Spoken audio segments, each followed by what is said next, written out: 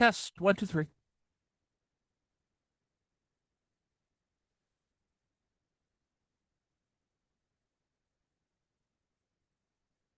Our own reason for considering the modern form of landed property is simply that we need to consider all the specific relationships of production and exchange that arise from the investment of capital on the land. Without this, our analysis of capital would not be complete. We therefore confine ourselves exclusively to the investment of capital in agriculture proper, i.e., in the production of the main plant crops on which a population lives. We can, in fact, say wheat specifically, since this is the major means of sustenance for modern nations, nations of developed capitalism. Instead of agriculture, we might equally well have taken mining, since the laws are the same. It is one of Adam Smith's great services that he showed how the ground rent for capital applied to the production of products which are not general means of subsistence. For example, industrial crops for industrial materials, independent stock raising, etc., is determined by the ground rent yielded by capital invested in the production of the main means of subsistence. In fact, no further progress has been made in this connection since his time. What we should have to keep in mind as a restriction or addition belongs to the independent treatment of landed property and not here. We shall therefore deliberately not deal with landed property insofar as this is not related to land devoted to wheat production. Instead, we shall simply refer to it here and there for purposes of illustration. For the sake of completeness, it should be noted that what we understand here by land also includes water, etc., insofar as this has an owner and appears as an accessory to the land. Landed property presupposes that certain persons enjoy the monopoly of disposing of particular portions of the globe as exclusive spheres of their private will to the exclusion of all others. Once this is given, it is a question of developing economic value of this monopoly. In other words, valorizing it on the basis of the capitalist mode of production. The legal power of these persons to use and misuse certain portions of the globe is not in itself decisive, for the use of this power depends entirely on economic preconditions which are independent of their wills.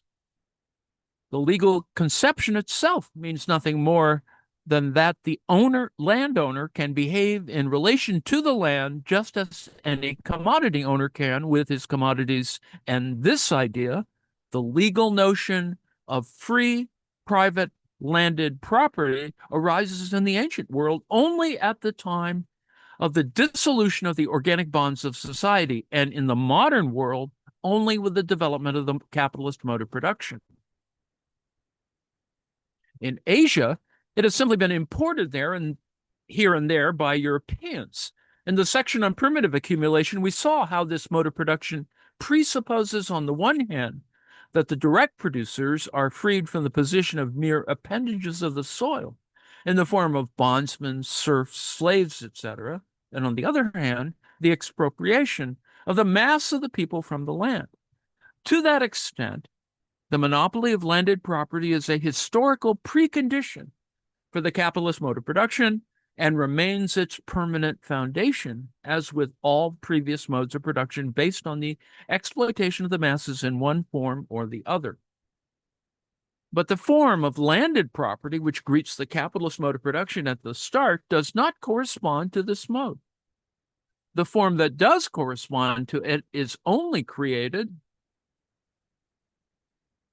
by the capitalist mode of production itself.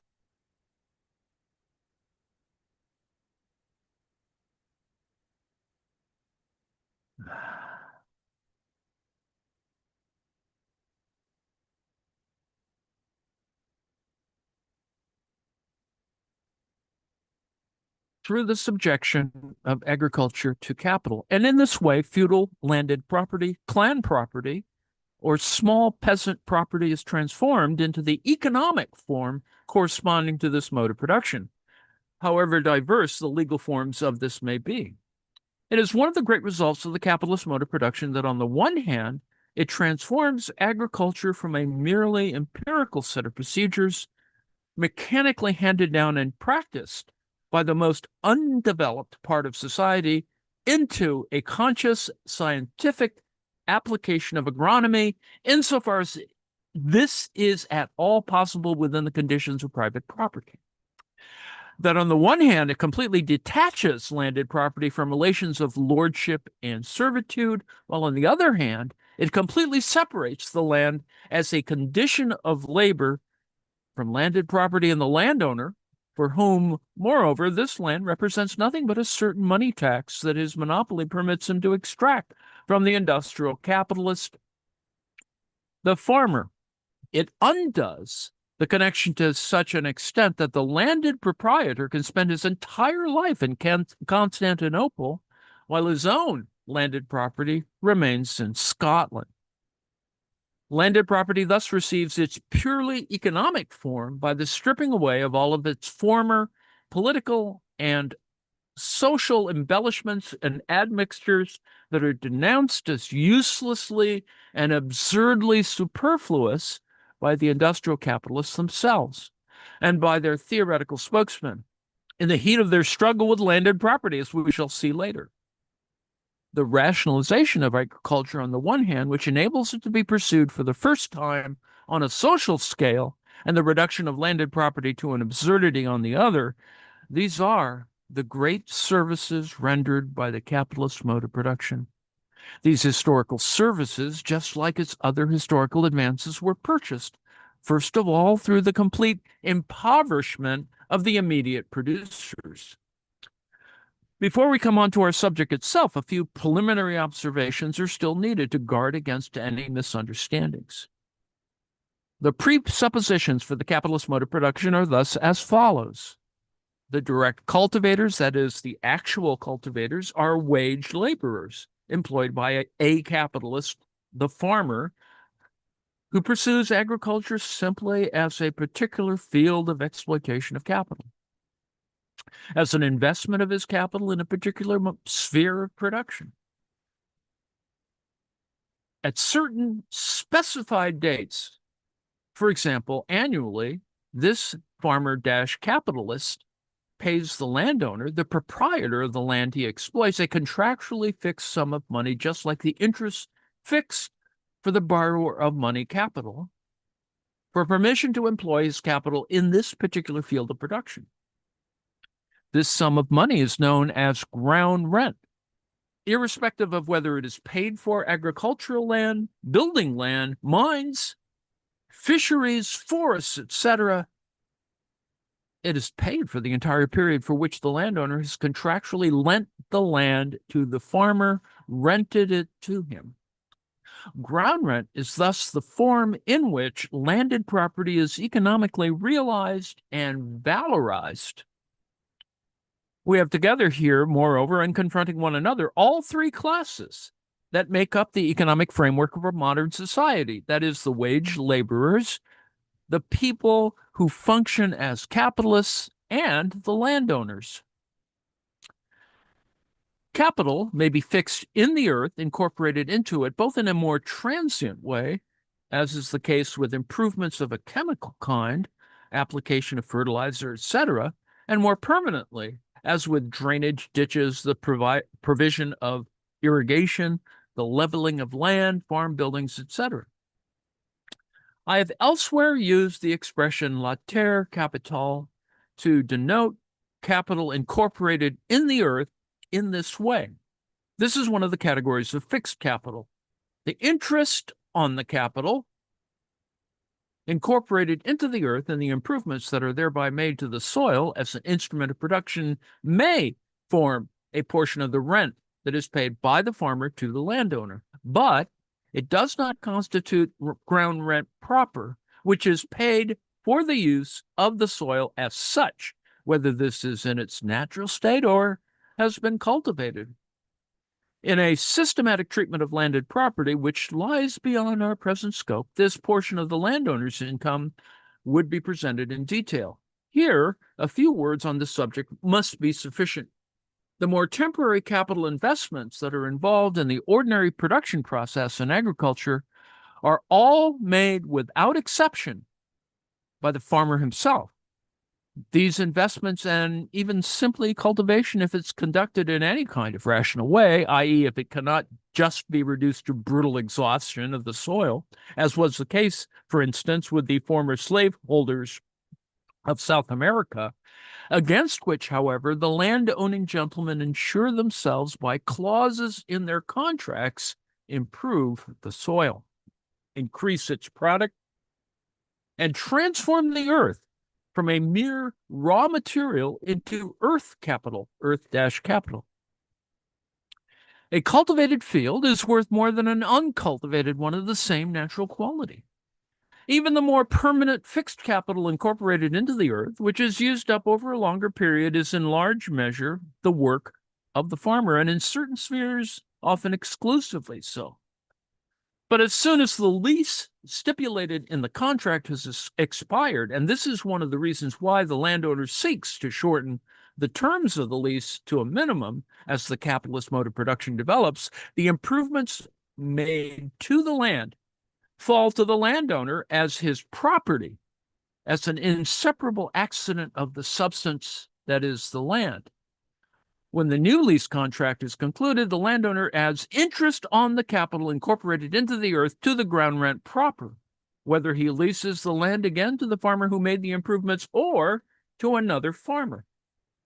His rent thus swells, or if he plans to sell the land, and we shall go on to see how its price is determined, its value has now risen. He does not sell just the land, but rather the improved land, the capital incorporated into the earth, which has cost him nothing. This is one of the secrets, quite apart from the movement of ground rent as such, of the of the increasing enrichment of the landowners, the constant rise in their rents, and the growing monetary value of their estates as economic development progresses. Thus, they put away in their own private purses the result of a social development achieved without their participation. Fugas consumere nati, but this is at the same time one of the greatest obstacles to a rational agriculture, since the farmer avoids all improvements and outlays which are not expected to give a return within the duration of his lease. And we find this denounced as an obstacle over and over again, both in the last century by James Anderson, the true originator of the modern theory of rent, who was also a practicing farmer and for his time a significant agronomist, and in our own day by the opponents of the way landed property in England is at present constituted. Footnote 9. This process still does not appear so clearly in agriculture proper as in the use of land for building houses and building in general. A very great part of the land used for building in England is not sold as freehold, but leased by the landlords for 99 years, or a less time if possible, for building purposes. When the contractual term is expired, the buildings fall to the landlord together with the land itself. They, the tenants, are bound to deliver up the house at the expiration of the lease in good, tenantable condition to the great landlord after having paid an exorbitant ground rent up to the expiration of the lease. No sooner is the lease expired than the agent or surveyor will come and examine your house and see that you put it into good repair, and then take possession of it and annex it to his lord's domains. The fact is that if this system is permitted to be in full operation for any considerable period longer, the whole of the house property in the kingdom will be in the hands of the great landlords as well as the land. The whole of the West End of London, north and south from Temple Bar, may be said to belong to about a half dozen great landlords, all let at enormous rents, and where the leases have not quite expired, they are fast falling due. The same may be said, either more or less, of every town in the kingdom.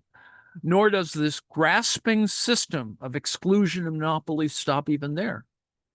Nearly the whole of the dock accommodation in our seaport towns is by the same process of usurpation in the hands of the great leviathans of the land. Footnote 10. Under these conditions, it is clear that when the last census for England and Wales, the census of 1861, published in 1863, gave the number of house owners as 36,032 out of a population of 20,066,224, the proportion of owners to the number of houses in the population would shrink tremendously if the big proprietors were put on one side and the small ones on the other. The example of property in houses, that is, property in buildings, is important. Number one, because it clearly shows the distinction between ground rent proper and the interest on the fixed capital incorporated into the land, which can form an addition to ground rent. The interest on the buildings, as on the capital that the farmer incorporates into the soil in the case of agriculture, accrues to the industrial capitalist, the builder, or the farmer, or for the duration of the lease, and has in and of itself nothing to do with the ground rent that has to be paid each year on specified dates for the use of the land. Number two, because it shows how, in the case of land, the capital of others incorporated into it ultimately falls to the share of the landlord, insofar as he does not sell the houses together with the land, and the interest on this swells his rent. Some writers, acting partly as advocates for landed property against the attacks of the bourgeois economists, and partly in an effort to transform the capitalist system of production into a system of harmonies instead of antitheses, as for example Carey, have sought to present ground rent, the specific economic expression of landed property, as identical with interest. In this way, the opposition between landowners and capitalists would be abolished. The converse method was applied at the inception of the capitalist mode of production. At that time, landed property still passed in the popular mind as the original and respectable form of private property, whereas interest on capital was denounced as usury. Sir Dudley North, John Locke, etc., therefore asserted that the interest on capital was a form analogous to ground rent, just as Turgot derived a justification of interest from the existence of ground rent. Quite apart from the fact that ground rent can and does exist without the addition of any interest on the capital incorporated into the soil, the above writers forget that the landowner not only receives interest on other people's capital in this way without it costing him anything, but he gets other people's capital itself for nothing into the bargain. The justification for landed property is that for all other forms of property of a particular mode of production is that the mode of production itself has a historical, that is, transitory necessity. And so too, therefore, do the relations of production and forms of property that arose from it. As we shall see later on, however, landed property is distinguished from the other forms of property by the fact that at a certain level of development, it appears to be a superfluous nuisance, even from the standpoint of the capitalist mode of production. Ground rent may also be confused with interest in another form, and its specific character thus misconceived.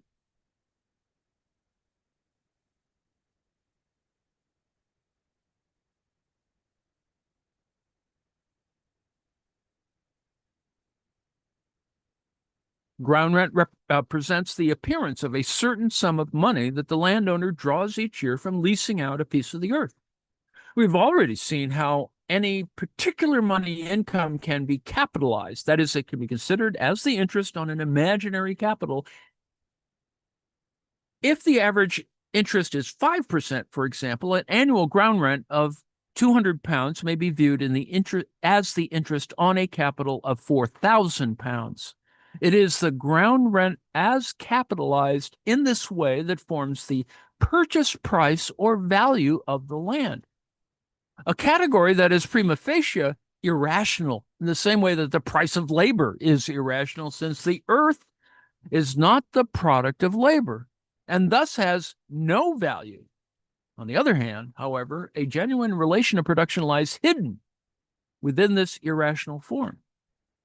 If a capitalist buys a piece of land for £4,000 that yields an annual rent of £200, he draws the average annual interest of 5% on the £4,000 in just the same way as if he had invested this capital in interest-bearing securities or had lent it out directly at 5% interest. There is a valorization of a capital of £4,000 at 5%. On this assumption, he would have replaced the purchase price of his property in 20 years by the receipts from it. In England, therefore, the purchase price of landed estates is reckoned at so and so many years' purchase, which is simply another expression for the capitalization of the ground rent. It is an annual fact, not the purchase price of the land, but rather that of the ground rent which it yields, reckoned according to the prevailing rate of interest. Now, this capitalization of the rent, however, presupposes the rent itself, whereas the rent cannot be conversely derived and explained from its own capitalization.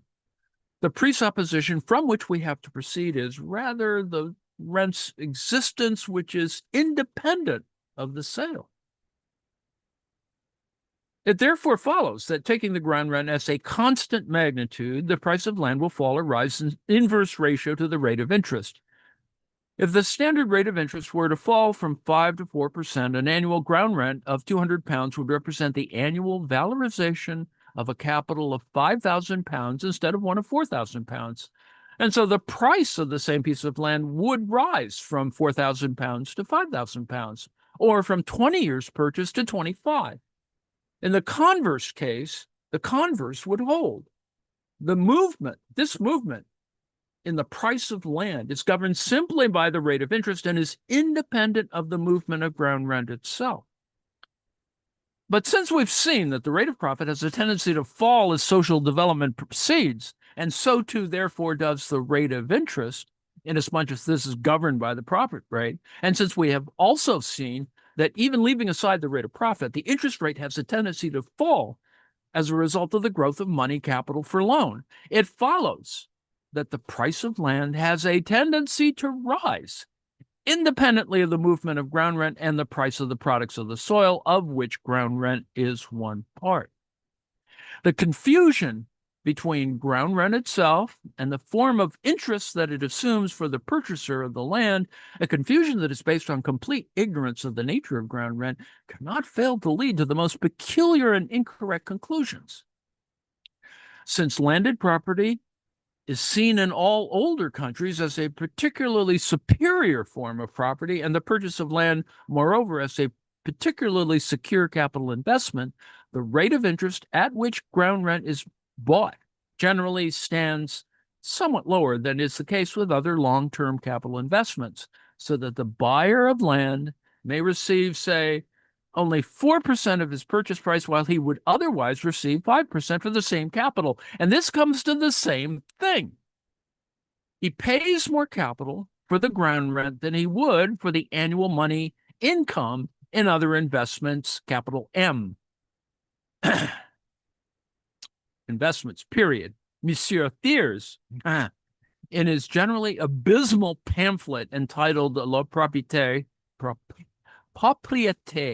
it is the printed text of the speech he delivered against Proudhon in the French National Assembly in 1848, concludes from this, Monsieur Thiers, that ground rent is low, whereas all that this shows is the high level of its purchase price. The fact that the capitalized ground rent presents the appearance of the price or value of the land, so that the earth is bought or sold just like any other commodity, provides some apologists with a justification for landed property. The buyer has paid an equivalent for it, and as with any other commodity, and the greater part of landed property has changed hands in this way, the same justification would then apply also to slavery, since for the slave owner who has paid cash for his slaves, the product of their labor simply represents the interest on the capital invested in their purchase. To derive a justification for the existence of ground rent from purchase and sale is nothing more than justifying its existence in terms of its existence. Important as it is for the scientific analysis of ground rent, i.e., the autonomous, specific economic form of landed property on the basis of the capitalist mode of production, to consider it in pure form and free from all the admixtures that blur and falsify this category is just as important for understanding the practical effects of landed property, and even for a theoretical insight into a mass of facts that contradict the concept and nature of ground rent, and yet appear as its modes of existence. To know the elements from which these obscurities in the theory arise. In practice, everything that the farmer pays to the landowner in the form of the lease price for permission to cultivate the soil appears as ground rent. Now, whatever the components out of which this tribute has been put together and whatever the sources from which it might derive, it has in common with ground rent proper that the monopoly to a piece of the earth enables the so-called landowner to exact a tribute, to put a price on it. Now, what this has in common with the ground rent proper is that it determines the price of land, which, as shown above, is nothing but the capitalized revenue from the lease of the land. So we've already seen that the interest on capital incorporated into the soil may form an exotic component of the ground rent of this kind, a component that must form an addition to the total rental of a country that grows continuously as economic development progresses. But leaving aside this interest, it is possible for the lease price to include either partly or in certain cases entirely, such as when ground rent proper is completely absent in the land, thus actually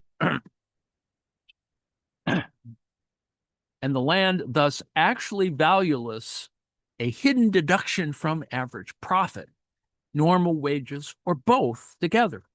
This part, whether of profit or of wages, appears here in the shape of ground rent because instead of accruing to the industrial capitalist or the wage laborer, which would be normal, it's paid to the landowner in the form of the lease price, lease-price. Economically speaking, neither part forms ground rent, but in practice, it forms income for the landowner, an economic valorization of his monopoly just as much as genuine ground rent does, and it has the same effect in determining the price of land. We're not referring here to the conditions in which ground rent, the mode of landed property corresponding to the capitalist mode of production, has a formal existence.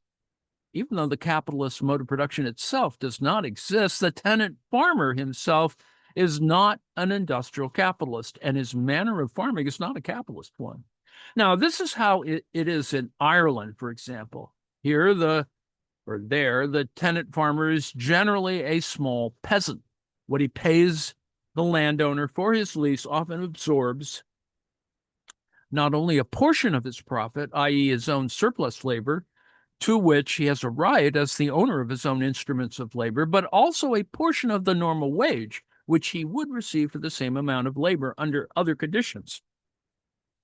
The landowner, moreover, who does nothing at all here to improve the soil, expropriates from him the small capital which he incorporates into the soil, for the most part by his own labor, just as a usurer would do in similar conditions. Only the usurer would at least risk his own capital in the operation.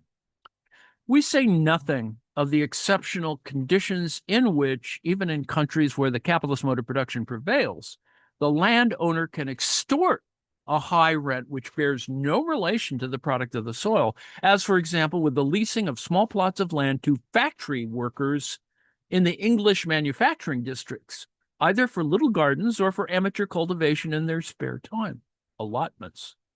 What we are talking about here is agricultural rent in countries where the capitalist mode of production is developed. Among English farmers, for example, there's a number of small capitalists who are destined or compelled to apply their capital in agriculture as farmers owing to their upbringing, training, tradition, competition, and other circumstances. They're forced to be content with a smaller than average profit and to part with a portion of this to the landowner in the form of rent. This is the only condition on which they are permitted to invest their capital on the land in agriculture. Since landowners everywhere exert a major influence on legislation, and in England, even a predominant one, this influence can be exploited to cheat the entire class of farmers. The Corn Law of 1815, for example, for instance, a tax on bread, by their own admission, imposed on the country in order to ensure the idle landowners the continuance of rent receipts that had grown abnormally during the anti-Jacobin War. Footnote 13 had the effect, apart from a few years of exceptionally good harvests, of keeping the prices of agricultural products above the level to which they would have fallen under a system of free corn import. But they did not have the result of keeping prices at the level decreed as normal by the legislating landowners, in the sense that these prices formed the legal limit for the import of foreign corn. Leasehold contracts were nonetheless concluded under the impression of these normal prices. As soon as the illusion collapsed, a new law was passed with new normal prices, which were as much as the expression of landed property's greedy imagination as the old ones had been. The farmers were cheated in this way from 1815 right up to the 1830s. Hence, during the whole of this era, the constant theme was agricultural distress. Hence, one saw during this period the expropriation and ruin of an entire generation of farmers and their replacement by a new class of capitalists. A far more general and important fact, however, is the reduction of wages below their normal average for agricultural laborers, properly so called, that a part of the worker's wage is deducted from him to form a component of the lease price, and thus accrue to the landowner instead of the agricultural day laborer under the guise of ground rent. Now, this is the general rule in England and Scotland, for example, with the exception of a few favorably situated counties. The reports of the proceedings of the parliamentary committees of inquiry into the level of wages paid in England before and after the introduction of the Corn Laws, up till now, the most valuable contribution to the history of wages in the 19th century, and almost unexploited, besides being at the same time a pillory which the English aristocracy and bourgeoisie erected for themselves, proved convincingly, and beyond all doubt, that the high rents and corresponding rise in land prices during the anti-Jacobin War were due, in part, quite simply to a deduction from wages and the forcing down of them even below the physical minimum, i.e., to the payment to the landowner of a part of the normal wage of labor. Now, various circumstances had made this operation possible. Among others, the depreciation of money and the manipulation of the poor laws in the country districts at the very same time as the incomes of the farmers rose enormously and the landowners enriched themselves fabulously. Footnote 15. Indeed, one of the principal arguments in defense of the Corn Laws on the part of the farmers as well as the landowners was that it would be physically impossible to lower the wages of the agricultural day laborers any further.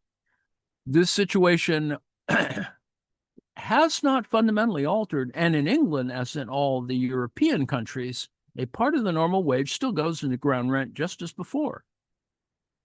When the Earl of Shaftesbury, then Lord Ashley, one of the philanthropic aristocrats who was extraordinarily moved by the condition of the English factory workers, threw himself into the 10 hours agitation as the workers' parliamentary spokesman, the representatives of the industrialists took their revenge by publishing some statistics about the wages of agricultural laborers in some villages that belonged to him.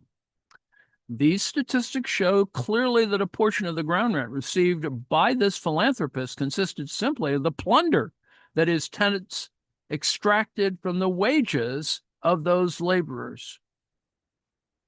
The industrialist publication is also interested inasmuch as the facts it contains are worthy of a place alongside the worst of the revelations of the committees of 1814 and 1815.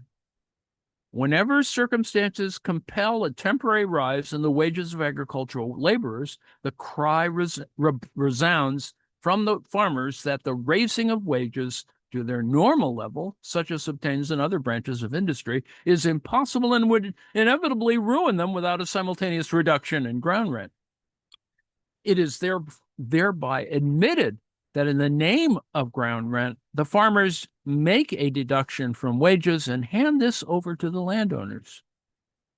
Between 1849 and 1859, for instance, agricultural wages rose in England in consequence of a combination of overwhelming circumstances such as the exodus from Ireland, which cut off the supply of agricultural laborers from there, the exceptional absorption of the agricultural population by manufacturing industry, the wartime demand for soldiers, an exceptional emigration to Australia, California, and other parts of the United States, and other reasons that we shall not go into any further here. At the same time, with the exception of the bad harvests of 1854 to 1856, average cereal prices fell by more than 16% during this period. The farmers clamored for a reduction in rents. In some cases, they did obtain this. By and large, however, their demand did not meet with success. They took refuge in a reduction of production costs, including the massive introduction of steam engines and new machinery, which partly replaced horses and drove these out of economic use, but partly also entered into competition with the agricultural laborers, and thus brought about an artificial surplus population among them, hence also a fresh fall in wages. And all this happened despite an overall relative decline in the agricultural population during this decade, compared with the growth in the total population, and even an absolute decline in the agricultural population in some purely agricultural districts.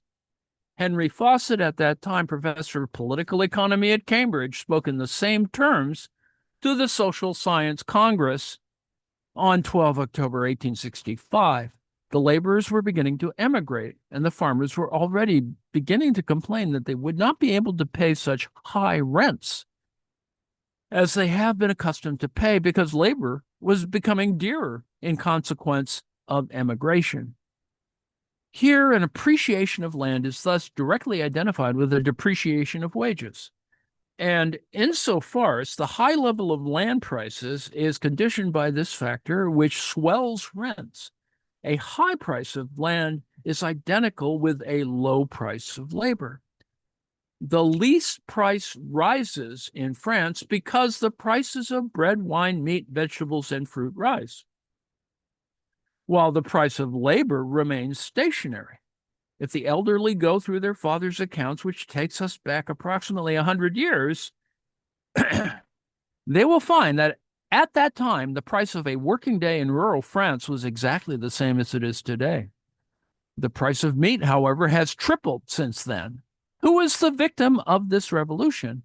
Is it the rich man, the owner of the farms, or the poor man who works it? The rise in rents is the sign of a public disaster. This is Robuchon, 1837. We must further keep in mind, in considering the forms of appearance of ground rent, i.e., of the lease price that is paid to the landowner under the heading of ground rent for the use of the soil, whether for productive purposes or for purposes of consumption, that the prices of things which have no value in and for themselves, i.e., they're not the product of labor like land, or at least cannot be represented by reproduced by labor, such as antiques, etc., may be determined by quite fortuitous combinations of circumstances. For a thing to be sold, it simply has to be capable of being monopolized and alienated.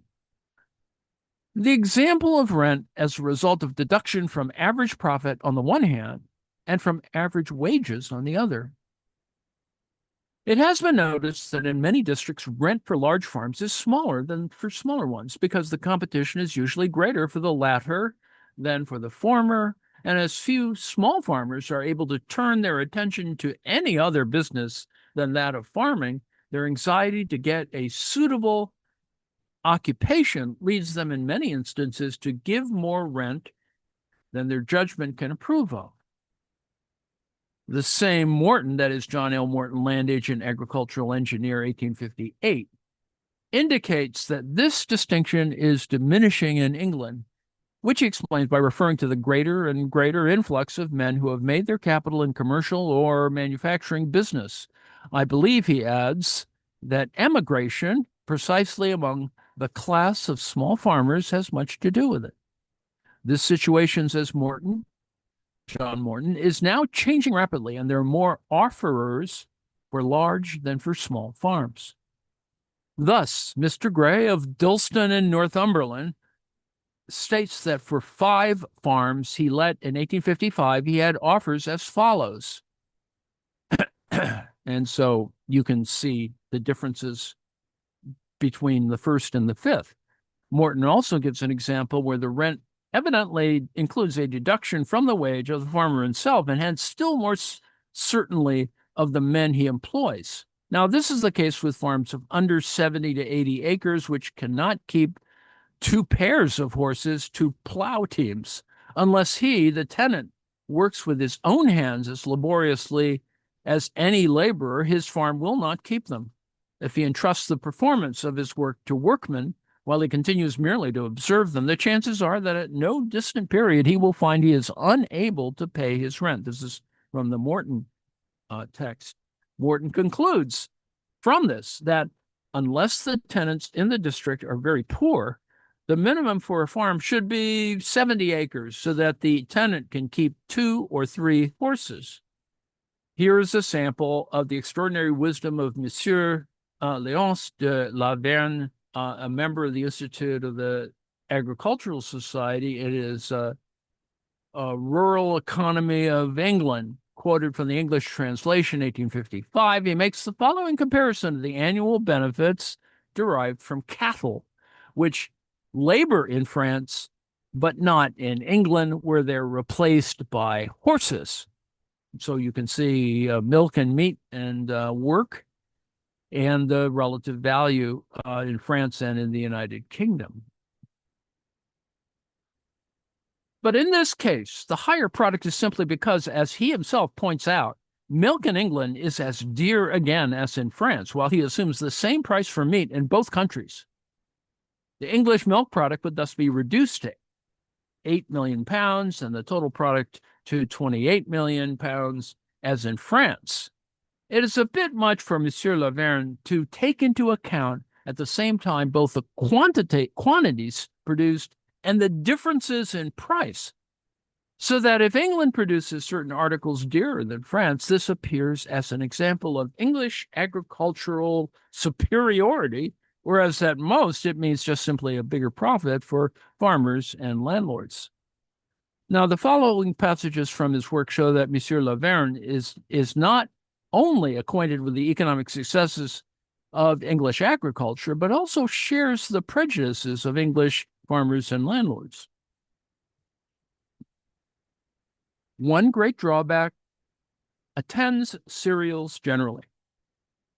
They exhaust the soil which bears them.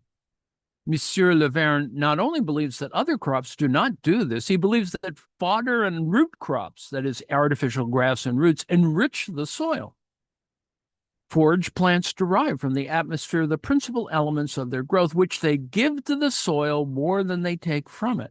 Thus, both directly and by their conversion into animal manure, contributing in 2 ways to repair the mischief done by cereals and exhausting crops generally. One principle, therefore, is that they should at least alternate with these crops.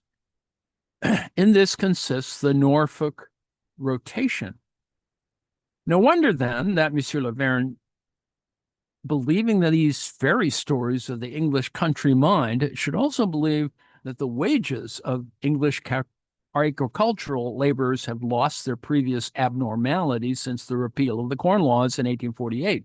See what was already said on the subject in Book 1, Chapter 5.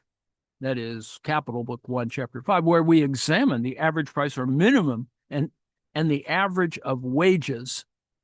We may also quote what Mr. John Bright said in his speech in Birmingham on 13 December 1865.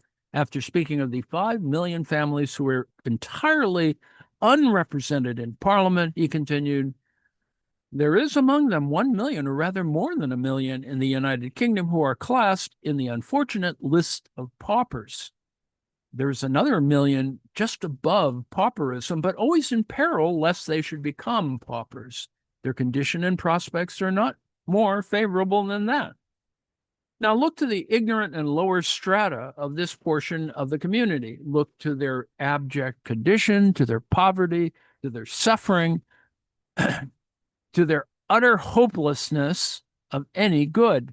Why, in the United States, even in the southern states during the reign of slavery, every Negro had an idea that there was a day of jubilee for him. But to these people, to this class of the lower strata of this country, I am here to state that there is neither the belief of anything better nor scarcely an aspiration after it. Have you read a paragraph which lately appeared in the newspapers about John Cross, a Dorsetshire laborer? He worked 6 days in the week, had an excellent character from his employer, for whom he had worked 24 years at the rate of 8 shillings per week. John Cross had a family of 7 children to provide for out of these wages in his hovel, for a feeble wife and an infant child. He took legally, I believe he stole, a wooden hurdle of the value of 6pence. For this offense, he was tried before the magistrates and sentenced to 14 or 20 days imprisonment. Now, I can tell you that many thousands of cases like that of John Cross are to be found throughout the country, and especially in the South, and that their condition is such that hitherto the most anxious investigator has been unable to solve the mystery as to how they keep body and soul together. Now, cast your eye over the country and look at these 5 millions of families and the desperate conditions of this strata of them. Is it not true that the unenfranchised nation may be said to toil and toil, knowing almost no rest? Compare it with the ruling class. But if I do, I shall be charged with communism. But compare this great toiling and unenfranchised nation with the section who may be considered the governing classes. Behold its weariness, for there is weariness among them, but it is in the weariness of satiety, and how they rush from place to place as if it were to discover some new pleasure. Now, we should go on to show how surplus labor, and hence surplus product in general, are confused with rent.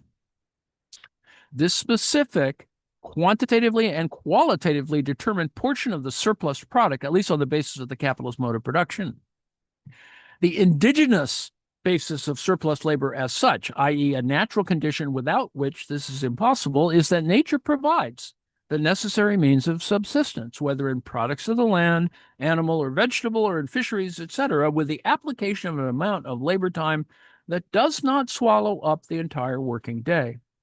This indigenous productivity of agricultural labor, and here we include simple gathering, hunting, fishing, stock raising, is the basis of all surplus value, just as all labor is originally first directed towards the production of the getting hold of food as its appropriation. Animals also provide pelts for warmth in cold climates. There are also natural cave dwellings, etc. The same confusion between surplus product and ground rent is expressed in a different way by Mr. Dove, for example. Footnote 21. Originally, agricultural labor and manufacturing labor are not separate. The second is an appendage of the first. The surplus labor and the surplus product of the agricultural family, clan, or commune comprises both agricultural and industrial labor. The two go hand in hand. How would agriculture be possible without agricultural implements? Weaving, spinning, etc., are agricultural side occupations. We've already shown that just as the labor of the individual worker breaks down into necessary and surplus labor, so the total labor of the working class can be divided in such a way that the part that produces the entire means of subsistence needed by the working class, including the means of production required for the production of those means of subsistence, performs the necessary labor for the society. The labor performed by the whole remaining part of the working class can be considered as surplus labor.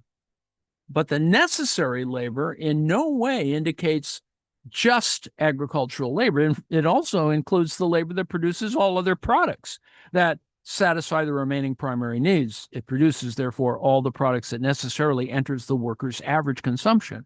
Some, moreover, perform only necessary labor because others perform only surplus labor and vice versa. This is simply a division of labor between them.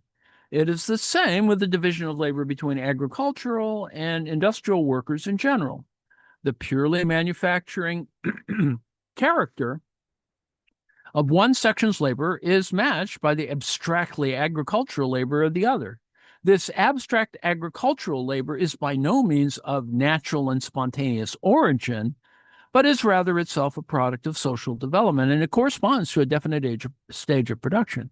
Just as a part of the agricultural labor is realized in products that either serve purely for luxury or form the raw materials for manufacturing, but in no way go into foodstuffs, at least not foodstuffs for the masses. So on the other hand, a part of manufacturing labor is realized in products that serve as necessary means of consumption for agriculture and non-agricultural workers alike.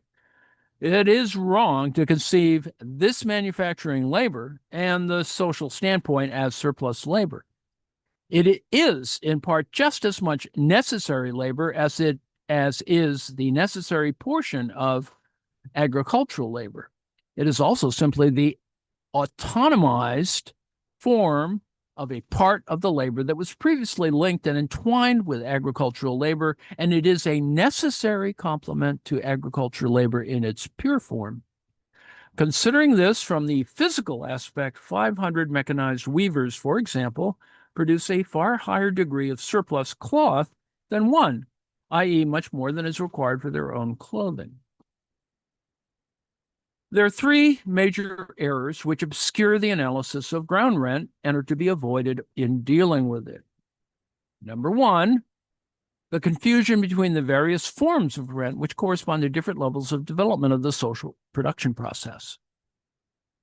Whatever the specific form of rent may be, what all its types have in common is the fact that the appropriation of rent is the economic form in which landed property is realized, and that ground rent, in turn, presupposes landed property, the ownership of particular pieces of the globe by particular individuals, whether the proprietor is a person representing the community, as in Asia, Egypt, etc., whether this landed property is simply an accidental accompaniment of the property that certain persons have in the persons of the immediate producers, as in the systems of serfdom and slavery, whether it is a pure private property that non-producers have in nature, a simple ownership title to land, or finally, whether it is a relationship to the land which, as with colonists and small peasant proprietors, appears as directly implied, given their isolated and not socially developed labor, in the appropriation and production of the products of particular pieces of land by the direct producers. This common character of the different forms of rent as the economic realization of landed property, the legal fiction by virtue of which various individuals have exclusive possession of particular parts of the globe, leads people to overlook the distinctions. Number two, all ground rent is surplus value and surplus labor. In its more undeveloped form of rent in kind, it is still a direct surplus product. Hence, the error that the rent corresponding to the capitalist mode of production, which is always in excess over and above this profit, i.e., over and above a portion of community value that itself consists of surplus value, that is surplus labor, that this particular and specific component of surplus value can be explained simply by explaining the general conditions of existence for surplus value and profit.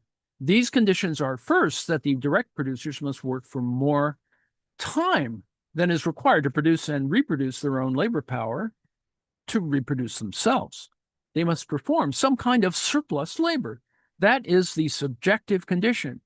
But the objective condition is that the natural conditions are such that a part of their available labor time is sufficient to reproduce and maintain them as producers. In other words, that the production of their necessary means of subsistence does not consume their entire labor power. Natural fertility sets one limit here as a point of departure or basis. The development of the social producers of their labor sets the other limit.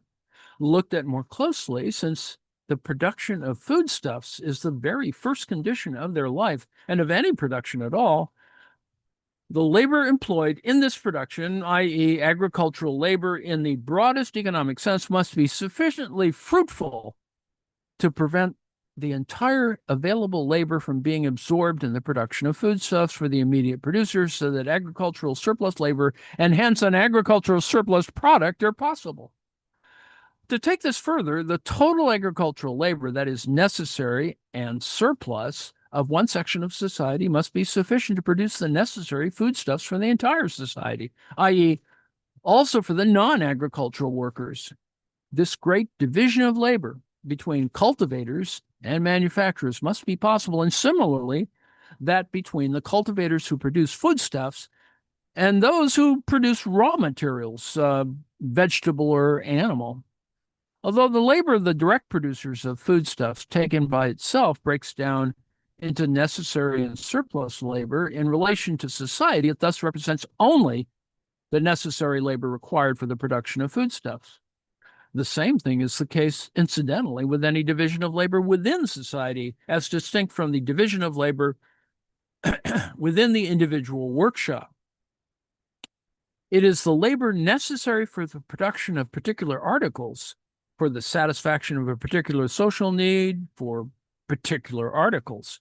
If this division is proportional, the products of the different groups will be sold at their values, later on at the prices of production, or at prices which are modifications of these values, which are, however, determined by general laws.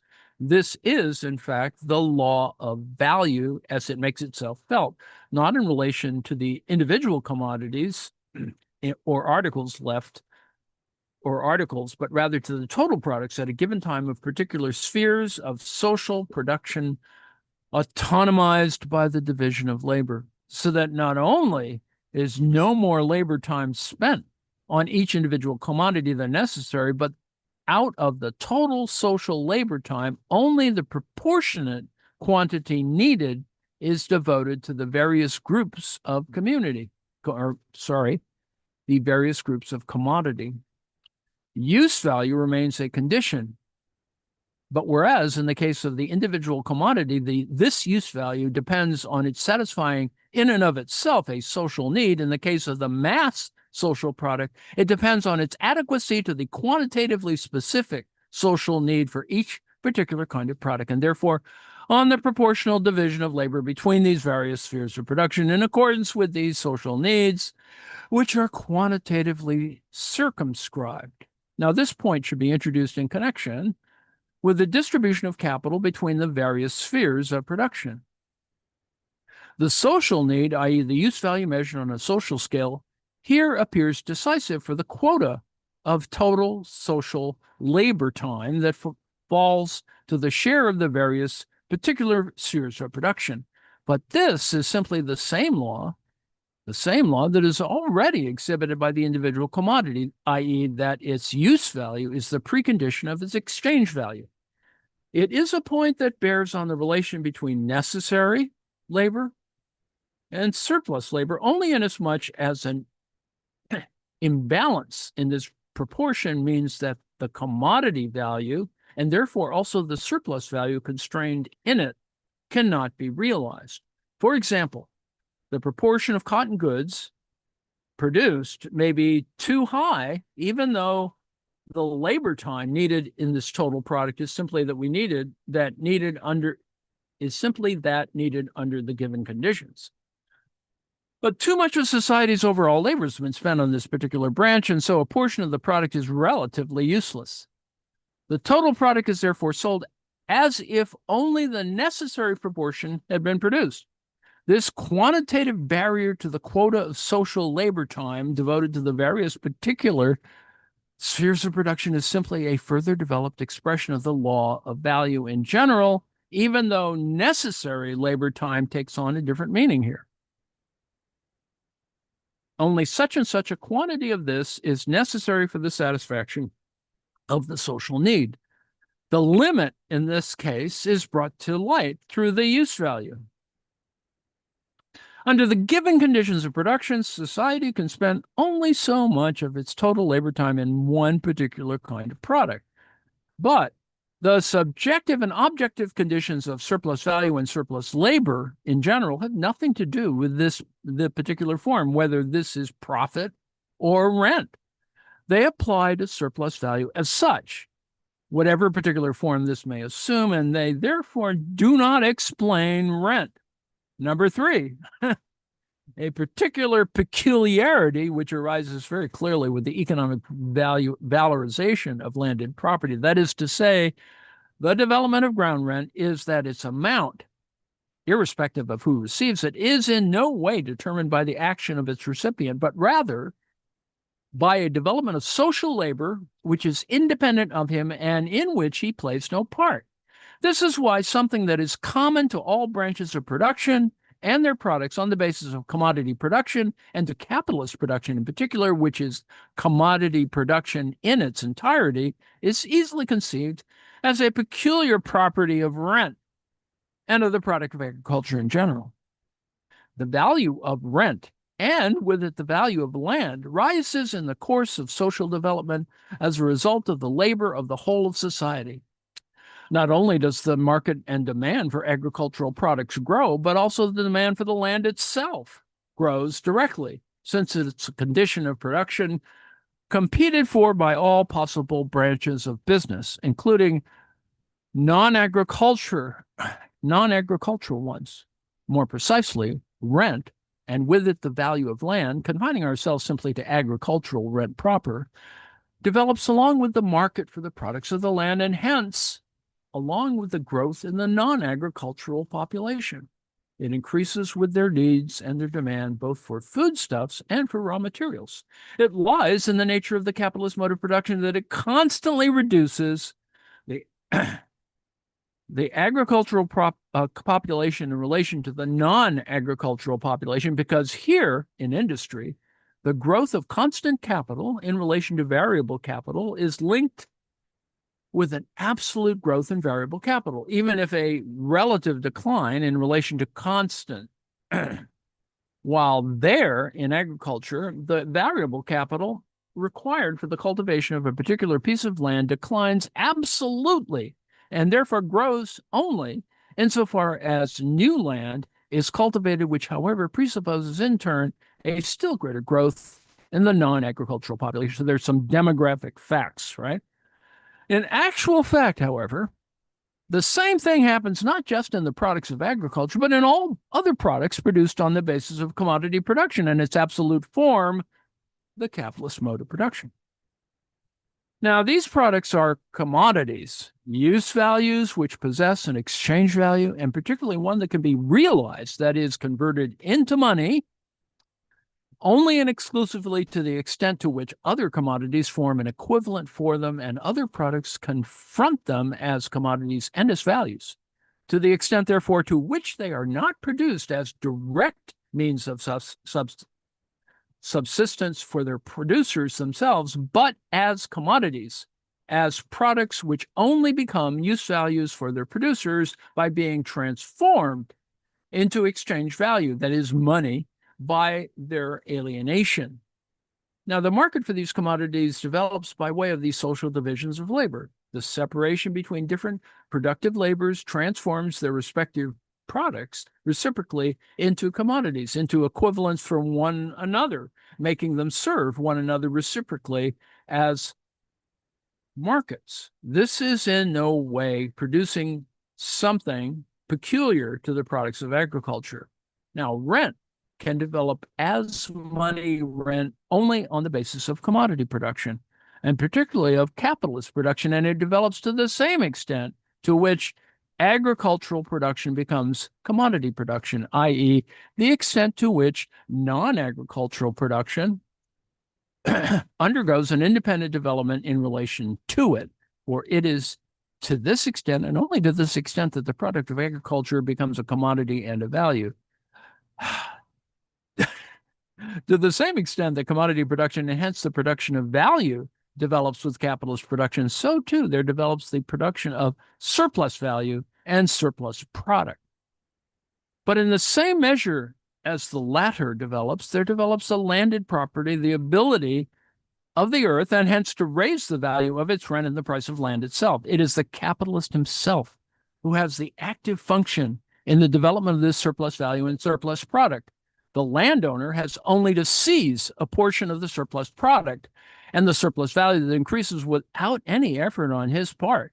This is the peculiarity of his position, not the fact that the value of the agricultural products and hence of the land itself is constantly growing as the market for these expand. Demand increases, and with it, the world of commodities that confronts the product of agriculture. In other words, the number of non-agricultural commodity producers and the scale of non-agricultural commodity production. Since this happens without his assistance, however, it appears to the landowner as something unique, that the massive value, the massive surplus value, and the transformation of a portion of this surplus value into rent depends on the social production process, on the development of commodity production in general.